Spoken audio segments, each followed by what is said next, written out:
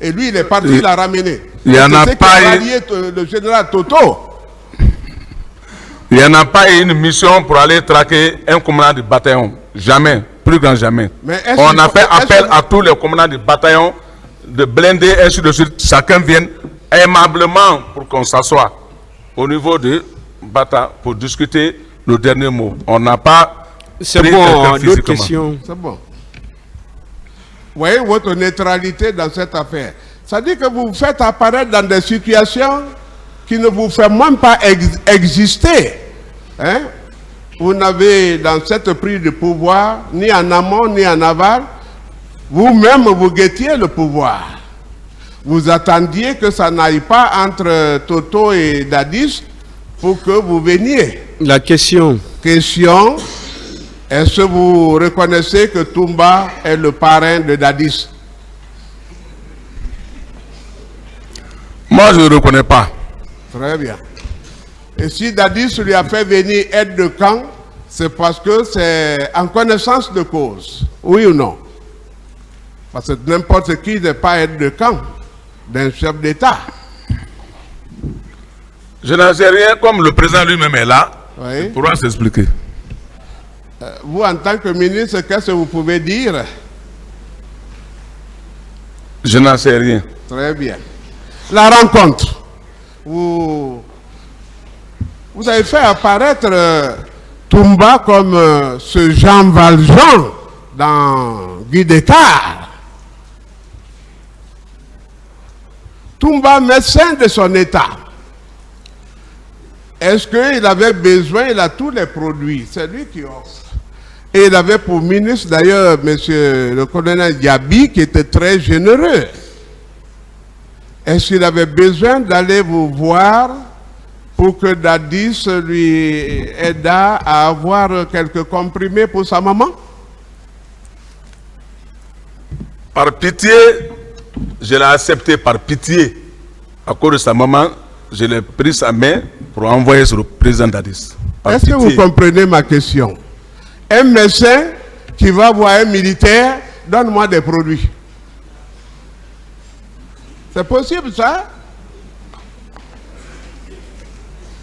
Je n'ai pas de réponse. Voilà. Ça veut dire que vous êtes mis dans un engrenage qui va vous ruiner à perpétuité. On a dit que c'est inadmissible, c'est contradictoire, c'est invraisemblable, c'est du jamais vu que d'avoir été à la fois aide de camp et commandant de la garde présidentielle. Je parle à un officier. N'est-ce pas, il y a les fonctions et il y a le grade. On peut être colonel et puis si on commande une entité, on peut être appelé commandant, oui ou non? Je n'ai pas de réponse pour ça. Non mais aidez-nous quand même, c'est un centre culturel ici. Toumba est venu, il a défini c'est quoi le bataillon, la compagnie, c'est en quoi c'est comme ça nous a beaucoup aidé. Vous, colonel, Toumba est l'aide de camp, mais on lui a confié le salon et la garde présidentielle. Il en devient automatiquement le commandant, oui ou non? Je n'ai pas de réponse pour ça. Oui, mais vos avocats qui n'ont pas fait la formation militaire qui n'a été limitée qu'après la mort de Sékou Touré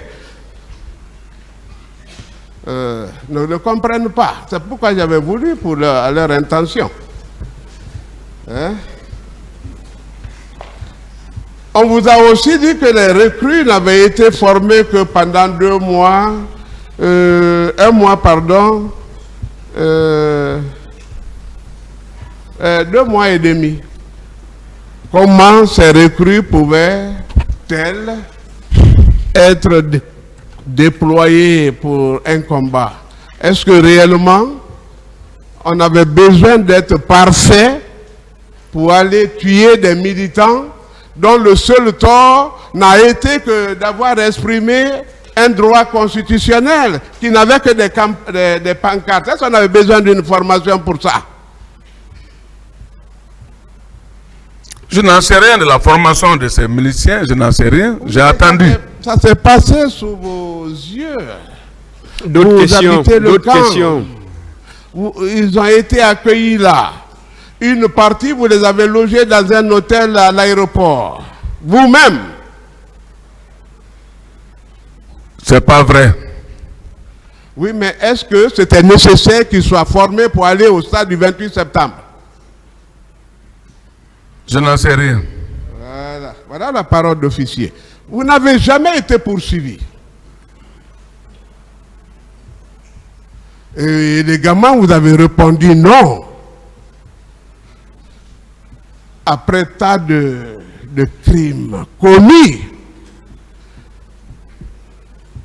En droit criminel, on dit que vous grossissez le chiffre noir de la criminalité. C'est-à-dire que des infractions qui sont commises, mais qui échappent au pouvoir judiciaire. Est-ce que vous pouvez accepter qu'on fasse la litanie? On rappelle aux dépens des victimes les atrocités que vous avez commises? Je n'ai pas de réponse pour ça. On peut vous en dispenser en tant qu'ancien ministre, mais le tribunal en prend acte.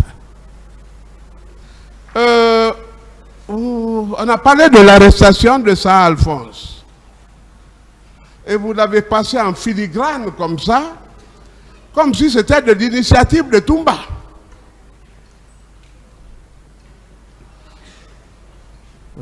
Je vais péter un petit décor si le président le permet, mais en quelques secondes seulement pour... vous savez que la présidence était très mal structurée et Sir Alphonse était le président, le commandant du régiment, ainsi de suite. Dadis avait de nouvelles prétentions. Alors, confier le régiment à Sir Alphonse était suicidaire à ses yeux. Il a demandé que lui-même, il reprenne les rênes de cette institution. La question, il a donc demandé de faire arrêter Sir Alphonse et Haïdar. Est-ce que vous êtes au courant de ça? J'étais au courant de son arrestation, mais je ne sais pas qui a donné l'ordre. Voilà, et même vous savez pourquoi? Je ne sais pas. Mais vous savez que Dadis est par après devenu le commandant du régiment. Je n'en sais pas. Et pour séduire le général Sekouba, il a mis commandant adjoint, mais il n'en a jamais joui. Vous le savez aussi? Non, je ne sais pas. Mais vous étiez au camp, pourquoi? Et en cette qualité-là? Je n'ai pas de réponse pour ça. Vous voyez pourquoi j'ai pitié de vous?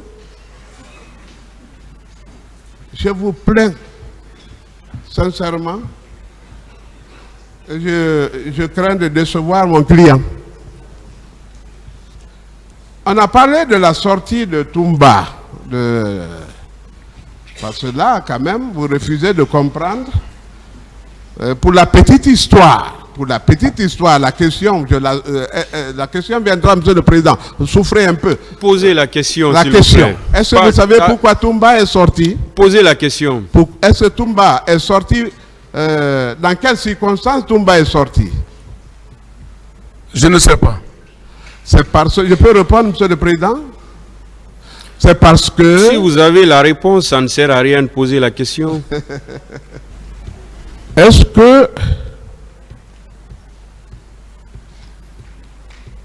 que vous savez que Dadis a dit dans son procès verbal qu'il a été trompé par son entourage, que vous étiez? Est-ce que vous le savez? Non. Il a dit, oh, pour se dédouaner, il va s'appuyer sur vous. Est-ce que vous pouvez rectifier vos réponses? Ce n'est pas trop tard.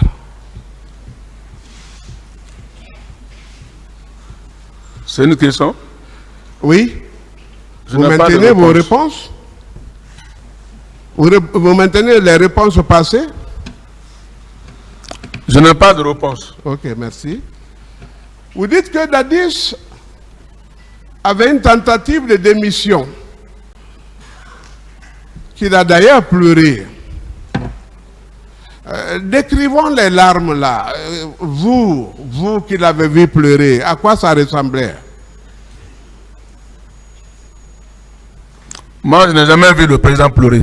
Ah, mais vous avez dit qu'il voulait démissionner, il a même pleuré, il a passé la nuit à pleurer. Ah, c'est pas moi qui ai dit ça. J'ai été malentendant. Mais vous avez parlé de démission quand même, hein? Je n'ai pas de réponse. Ah, mais...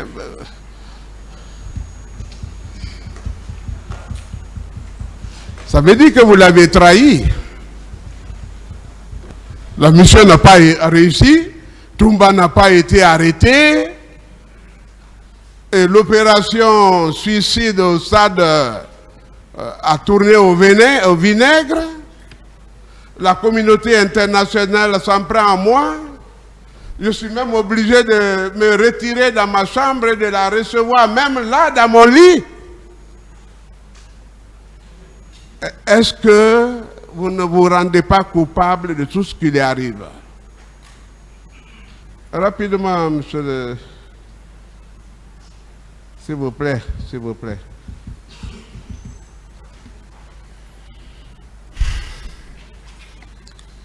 Bon, on peut passer, hein, parce que le silence est une réponse. Qu'est-ce que vous en dites? Un avocat disait... Oui, allez-y, monsieur le président. Qu'est-ce que vous en dites? Reprenez la question.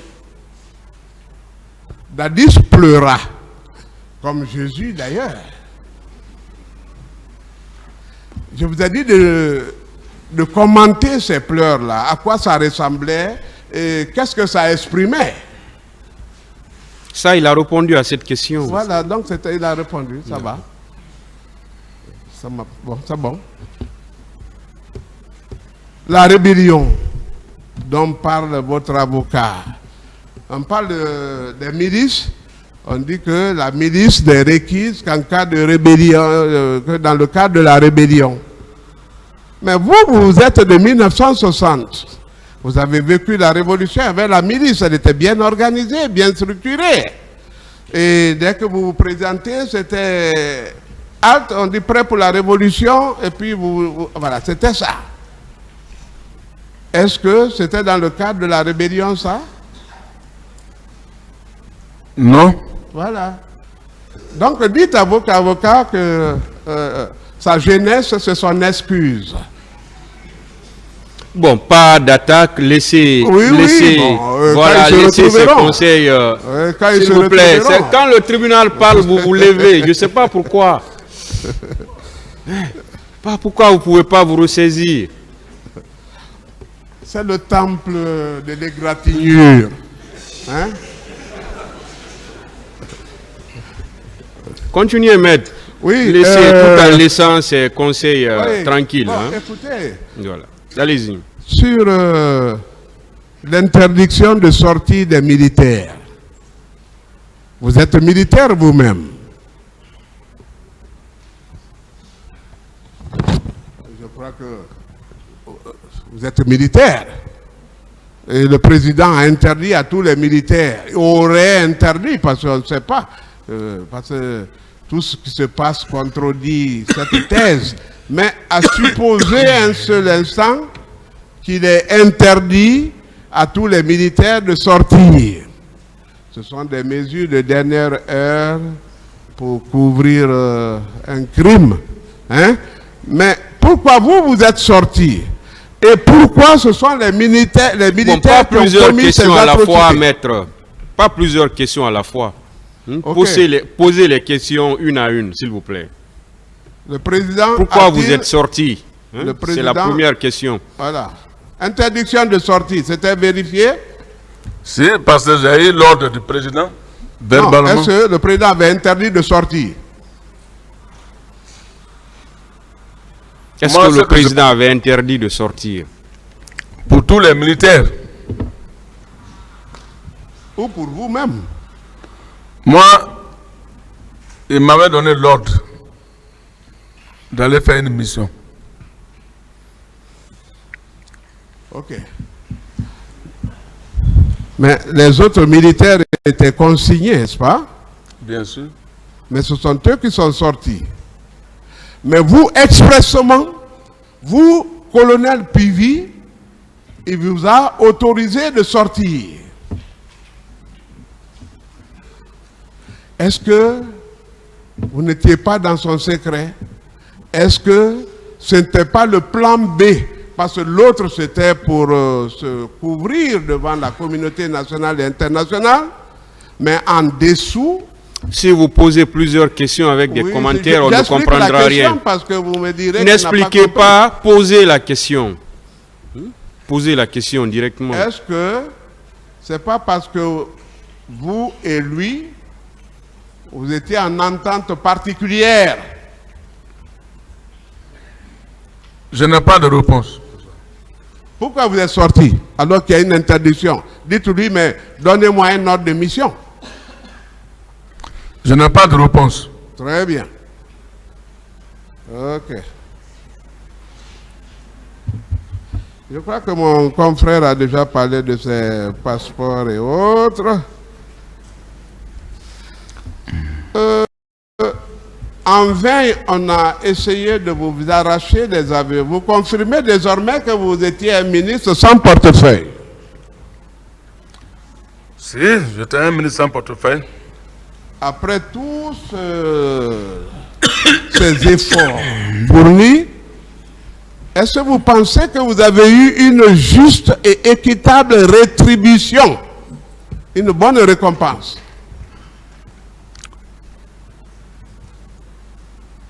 Si moi, puisque j'étais attaché à la présidence, j'avais quand même une belle réponse. Ça vous a plu comme ça? Bien sûr. Et c'est ce qui vous a entraîné dans les pillages et autres là? Non. Pour le plan B, pour survivre, parce que vous n'avez aucun budget.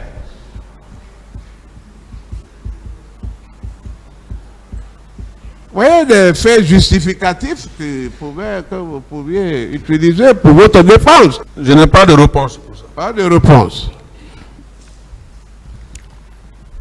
Vous continuez toujours le soutien pour faire voler en éclat tous les exploits de Toumba. On a parlé même des anges ici, hein, parce que la question vous a été posée. Bon, c'est en fait des questions qui ne vous étaient pas dues, mais que, voilà. Mais c'est bien comme ça, parce que ça concerne la procédure. Mais, est-ce que vous pensez que Toumba, C.C. Raphaël, Dadis lui-même, sont des hommes spirituels? Est-ce que vous le savez? Je ne sais pas. Alors, quand on parle d'anges, et ils croient. Et ils croient. Et je crois qu'il y a un livre qui est publié, Roland Bock, qui reçoit la visite des anges, pour dire à celui qui a posé la question qu'il doit encore se convertir. Est-ce que vous savez pourquoi le général Sekouba Konaté de l'intérieur a été ramené à Conakry? Je n'en sais rien. C'est à cause de vous et c'était contre vous. Parce que vous aviez troublé la ville, la cité. Vous avez déstabilisé le pouvoir, tenté de le déstabiliser. Des questions. La question, il a répondu. Posez d'autres questions alors. Voilà. On a parlé du passeport. On vous a même dit qu'un prédicateur est un charlatan. C'est très différent. Oh, un prédicateur. Posez des questions, maître. Voilà.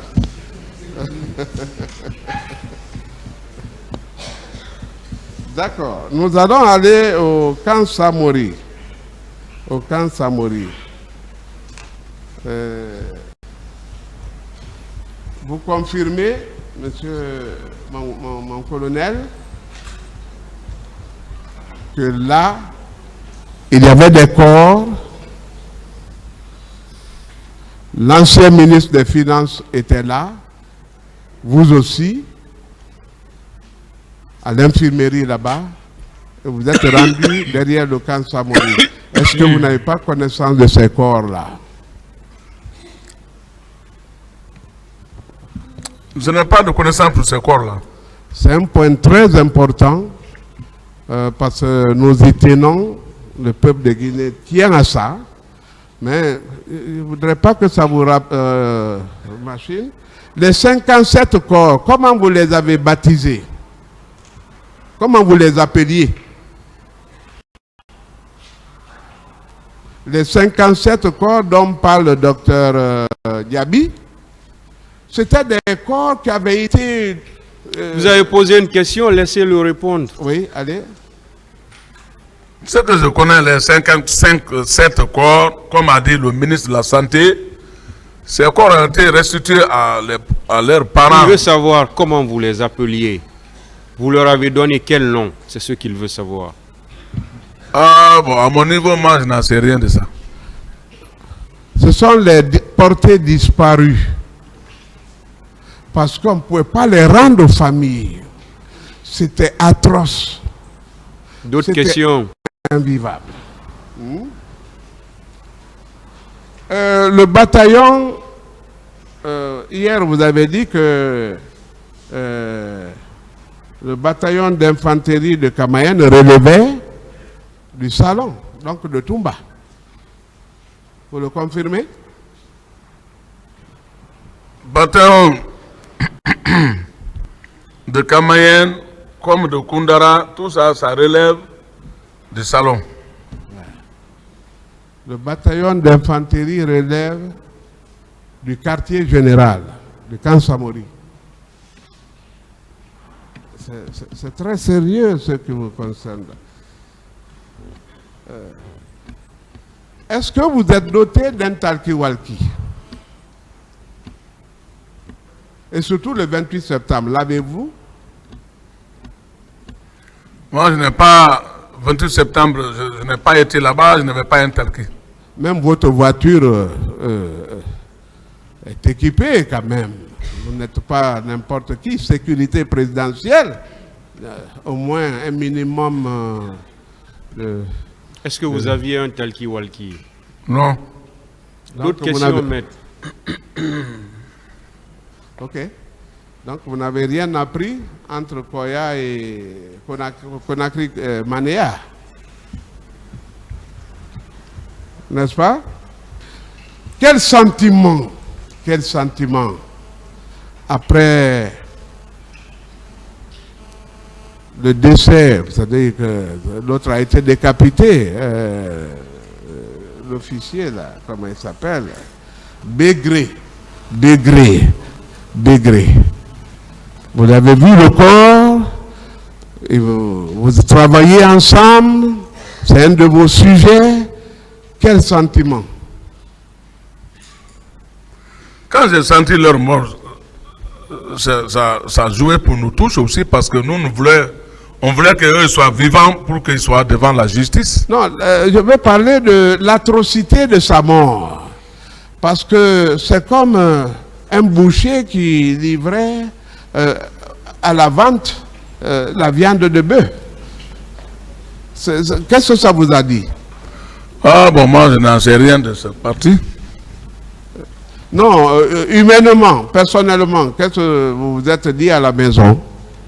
J'ai bien dit au décès de ces différents noms que vous citez, nous, même en tant que responsables, ça nous est touché à tout le monde. Mon colonel, est-ce que vous avez été à l'abbé? J'ai dit bien, c'est moi qui suis l'éclaireur pour l'abbé. En tant que ministre, pourquoi on ne vous a pas vu dans la loge officielle? Pour demander les partisans de l'abbé, moi j'étais bien sûr à l'abbé, aux loges officielles, et c'est moi qui coordonnais même l'emplacement de certaines personnes. Non, vous n'êtes pas chargé du protocole, la présidence, ni le protocole préfectoral. On devait vous installer. Quelle place occupiez-vous? Je veux dire, quand je vais comme percusseur, je dois regarder le terrain, je fais mon contrôle, tout. Mais moi-même, ce n'est pas quelqu'un qui va m'installer. J'étais déjà là-bas, donc j'étais installé lorsqu'il venait. Vous créez une société de gardiennage en tant que militaire. Pour quelle fin? Est-ce une autre milice? Est-ce que vous ne voyez pas le danger, l'incompatibilité? Vous m'excusez, la création de ma société, ça fait partie du 28 septembre?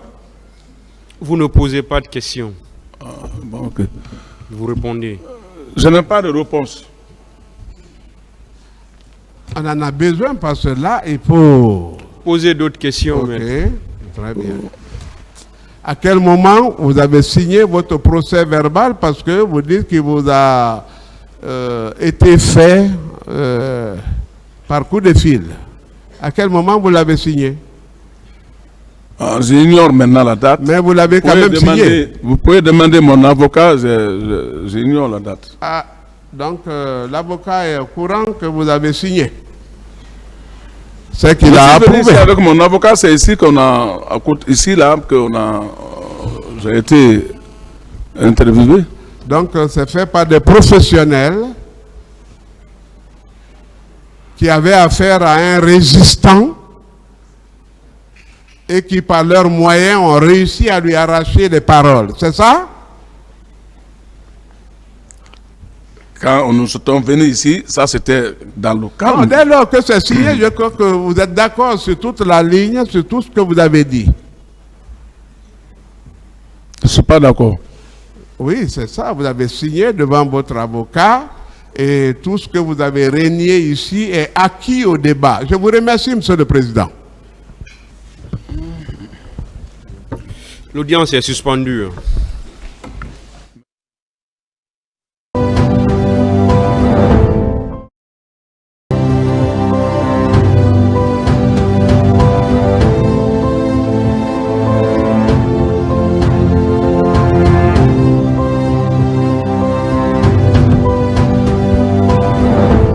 L'audience est reprise, veuillez vous asseoir.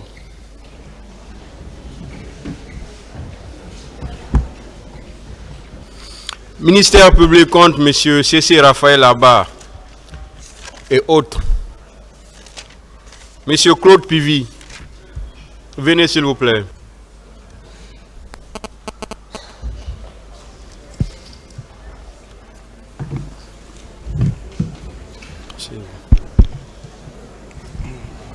La défense avait la parole. Oui, Monsieur le Président. Honorable assesseur, Monsieur Claude Pivy. Hier, une partie de la défense vous a indiqué qu'elle va commencer par ce qui est fort et finir par le dessert. Moi aussi, je vais commencer par plus fort et je vais finir par le dessert. Je vais commencer par la photo qu'on a exhibée ce matin. Est-ce que vous l'avez avec vous? Non, je n'ai pas la photo avec moi ici. Monsieur le Président, je voudrais qu'on lui trouve la photo. Je n'ai pas compris. Je voudrais qu'il ait la photo avec lui parce que les questions concernent la photo. Je vais vous remettre, alors avec la permission du Président, je vais lui remettre ça. Gardez très bien cette photo avec vous et regardez. Monsieur Pivy, quand vous preniez le pouvoir, quel grade aviez-vous? En prenant le pouvoir, j'étais au grade de lieutenant. Sur la photo, quel grade se trouve là? Ici, c'est le grade de capitaine. Parfait. Quand vous prenez le pouvoir, monsieur Aboubakar Diakité, avec quel grade? Il était au grade de sergent-chef. Sergent-chef. Ce sont les 2 V. Oui. Sur cette photo que vous avez avec vous, quel est? Il est au grade adjudant ici. Là-bas, il est? Grade adjudant. Parfait. Quand vous preniez le pouvoir, quel grade le général Sekouba avait?